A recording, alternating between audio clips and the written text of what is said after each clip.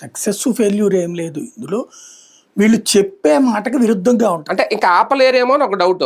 మొదటి రోజు ఇలా ఉంటే ఇంకెలా ఆపగలుగుతారు? అదే పాయింట్ ఏంటంటే రేషన్ బియ్యం అక్రమ రవాణా ఆపడం ఎవడి వల్ల కాదు. ఇదివరకటి రోజుల్లో అది కొంతమంది మధ్యవర్తులు తినేవాళ్ళు డబ్బులు. ఏది ఇప్పుడు నేను బాగా అబ్జర్వ్ చేసింది, నేనే పట్టించా, లారీలు పట్టించా బియ్యాన్ని. హిడెన్ ఆపరేషన్స్ చేసి పట్టుకున్నాం, పట్టుకుని పట్టించాం ఇదివరకు చాలా వరకు. అదే సందర్భంలో ఎక్కడ దొరుకుతున్నాయి ఇట్లాంటివి కూడా చాలా చేసాం. అప్పుడు మేము అబ్జర్వ్ చేసినప్పుడు రాజకీయ నాయకుల యొక్క ప్రమేయం ఉండేది కాదు వాటిట్లో.